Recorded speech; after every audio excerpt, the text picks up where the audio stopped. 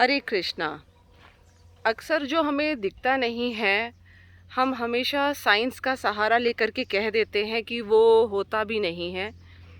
लेकिन हम कहीं ना कहीं अंदर से ये बात को जानते हैं कि बहुत सारी ऐसी चीज़ें हैं जो हैं पर दिखती नहीं हैं, दिखती हैं पर होती नहीं हैं।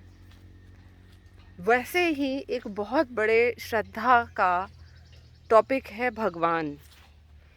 और भगवान पे जब हम विश्वास करते हैं तो उनकी कई बातों पर भी हमारा अटूट विश्वास होना चाहिए। भगवत गीता में कृष्णा ने कई श्लोकों में कई बार ये संकेत दिए हैं, क्लियर कट कहा भी है कि मेरे धाम हैं, मुझे स्मरण करो तो तुम मेरे ही स्वभाव को प्राप्त होगे। जब तुम्हारी मृत्यु होगी और तुम्हारे स्मरण में मैं रहूँगा तो तुम मेरे पास ही आओगे। तो कई बार कृष्णा के संकेत कर देने के बाद भी लोग जो हैं इस बात पे ध्यान नहीं देते हैं।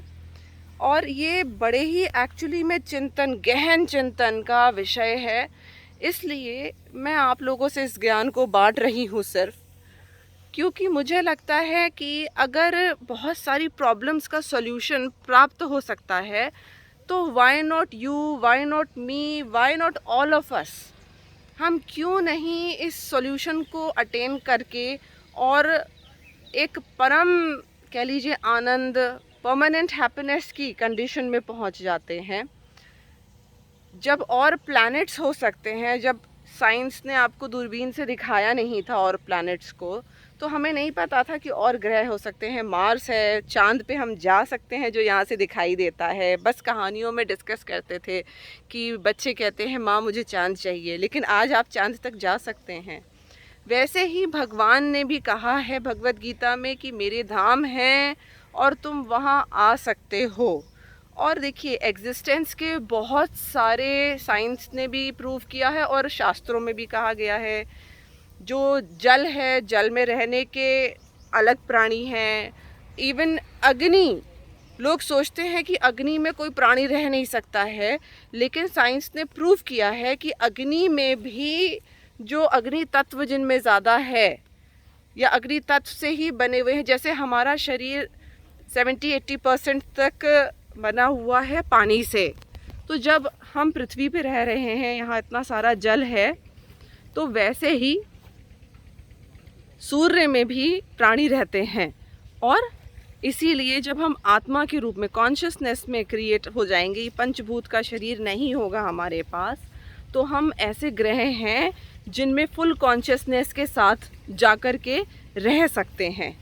तो क्यों नहीं इसके ऊपर एटलीस्ट सोचिए। मैं ये नहीं कह रही हूँ कि आप विश्वास करिए इस बात का, लेकिन मुझे लगता है कि अपनी एग्जिस्टेंस की वजह से कुछ नहीं तो अपनी आप कोई भी प्रॉब्लम्स, अपनी प्रॉब्लम नहीं, समाज की प्रॉब्लम देखिए।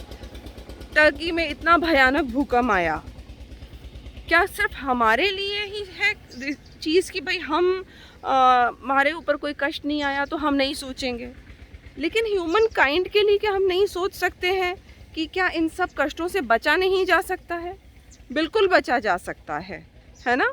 तो एक बार इसके ऊपर थॉट दीजिए, एक बार सोचिए कि जो भगवत गीता में कृष्णा ने बातें कही हैं, क्या उनका सहारा लेकर के हम अपनी ज़िंदगी को इम्प्रूव कर सकते हैं? क्या पूरे समाज का हम कुछ भला कर सकते हैं उन बातों से जो कृष्ण बार बार संकेत दे रहे हैं? तो है कि नहीं, है ना? हरे कृष्णा।